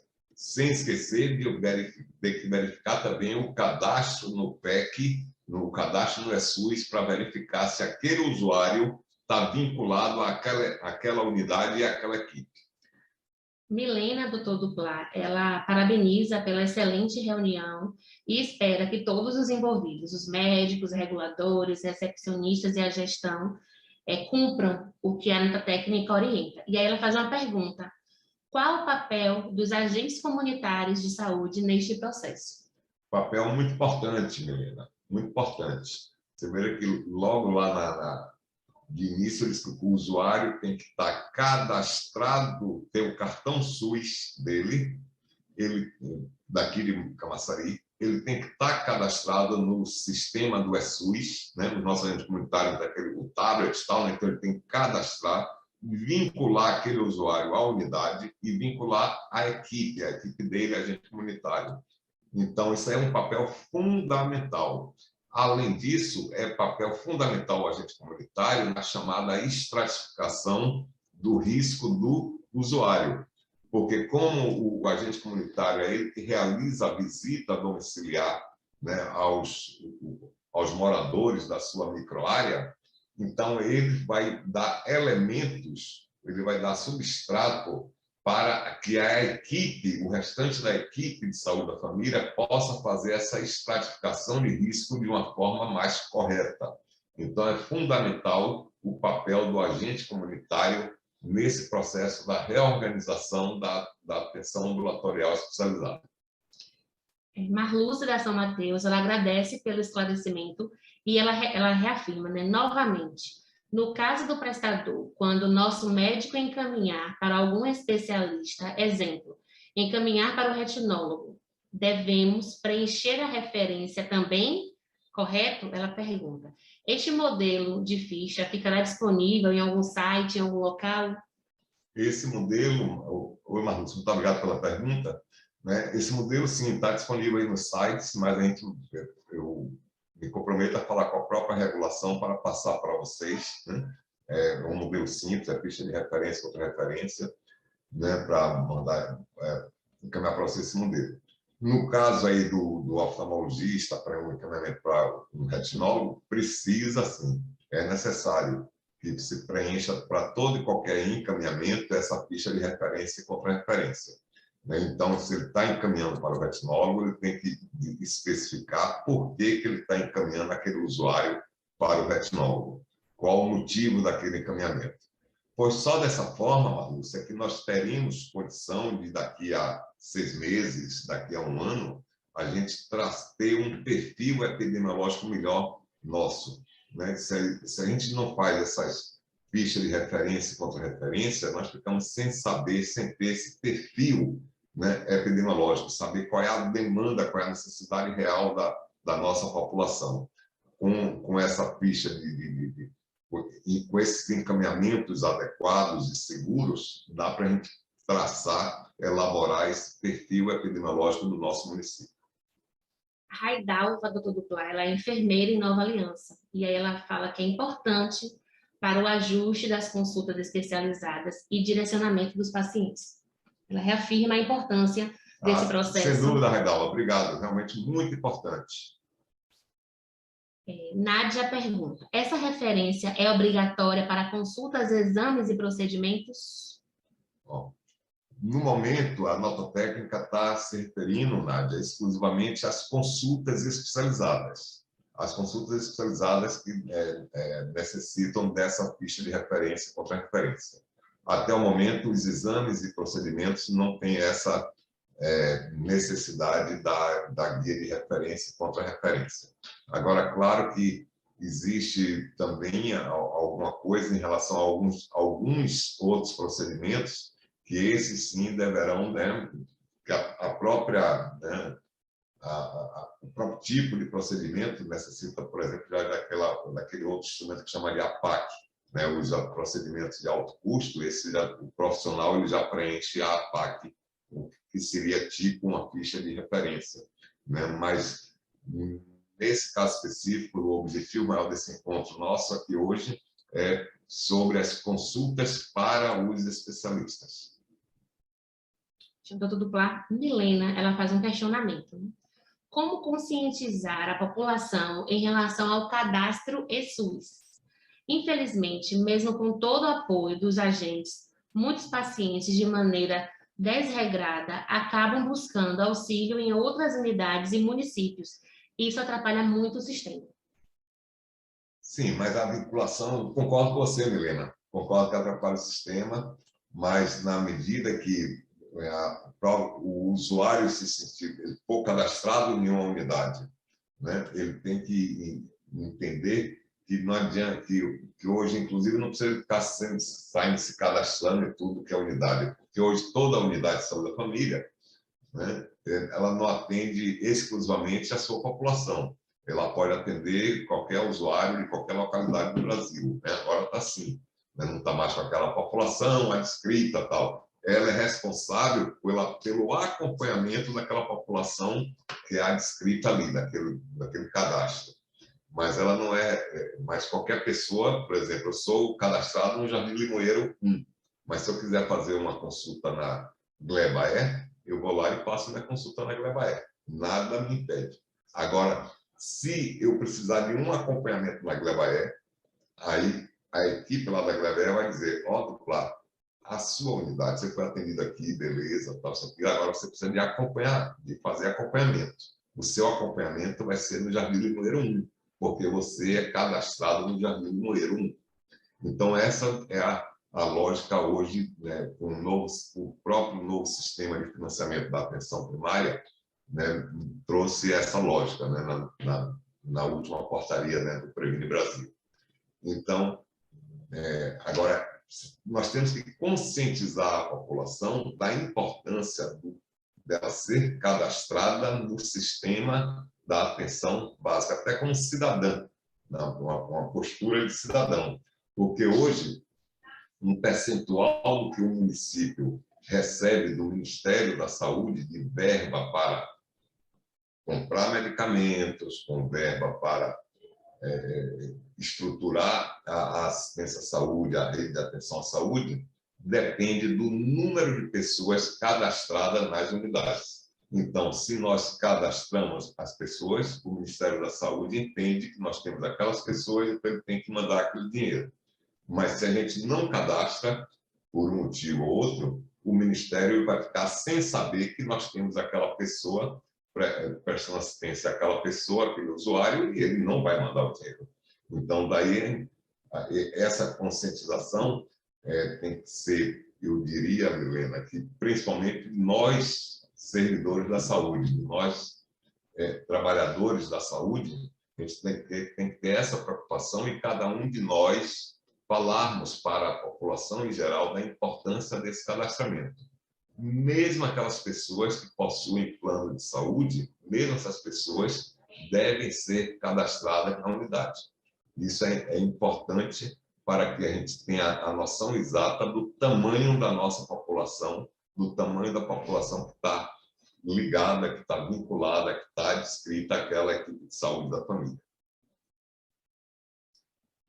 A gente conseguiu zerar todas as perguntas do chat. Achei muito interessante a participação de todos. E aí a gente já vai encaminhar para o encerramento.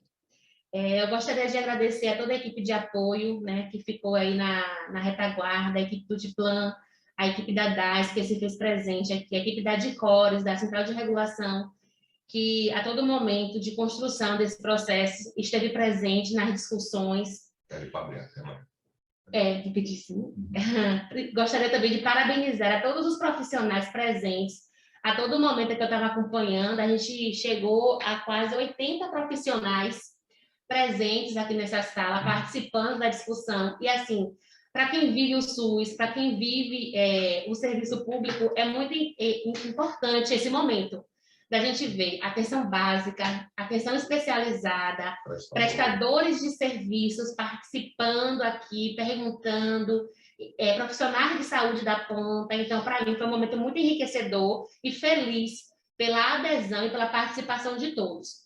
Gostaria de parabenizar a doutora Dupla, que sempre está disponível a contribuir para a melhoria da qualidade da assistência aos nossos usuários aqui no SUS. A todo momento que ele é acionado, ele está presente e muito disposto a poder ajudar e contribuir sempre. Então, meu muito obrigado em nome de toda a equipe.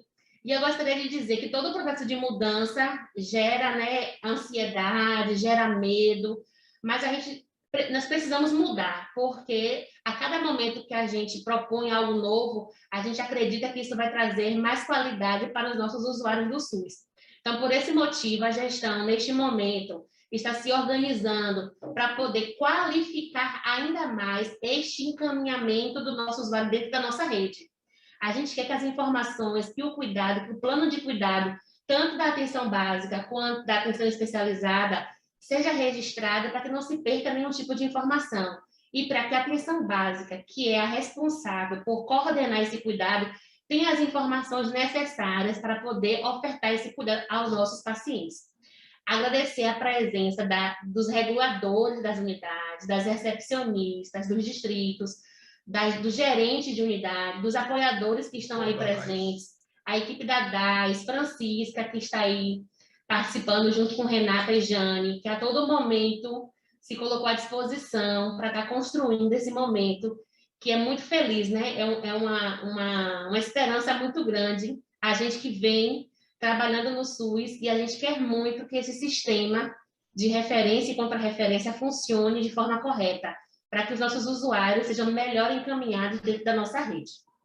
E aí eu vou passar a palavra para o Dr. Duplá, para ele fazer as considerações finais. Se alguém quiser fazer alguma colocação, né, mais algum questionamento, quiser fazer alguma fala, pode estar à vontade, pode se manifestar aqui no chat. Não tendo ninguém para poder falar, eu passo a palavra para o Dr. Duplá, para ele fazer as últimas considerações. E aí, antes de encerrar, a gente tem o costume de pedir para abrir as câmeras, né, dos celulares, dos computadores, para a gente poder registrar uma foto bonita de todos os participantes.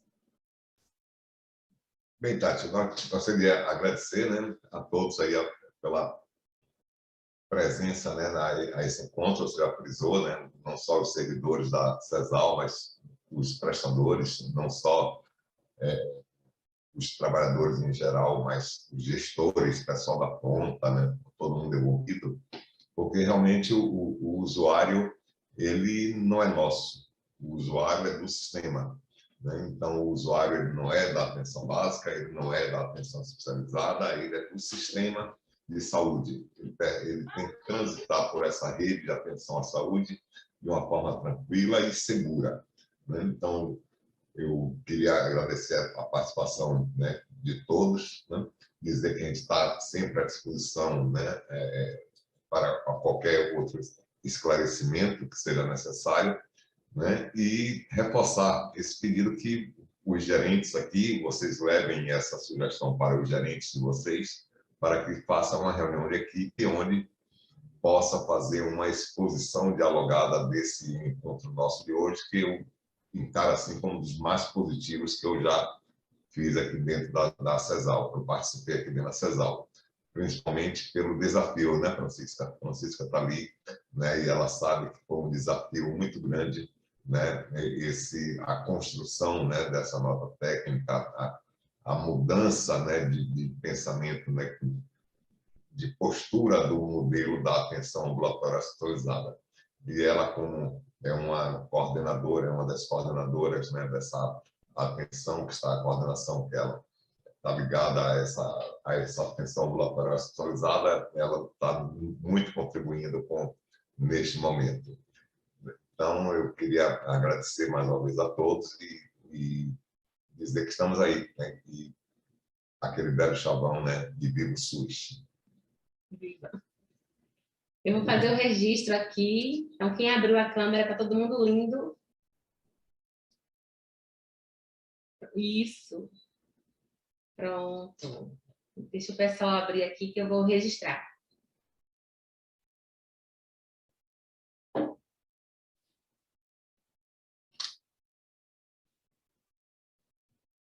E estou salvando. Fica salvo. Pronto, tchau, tchau. Prontinho, pessoal. Tchau, muito obrigada. E que Deus abençoe a todos.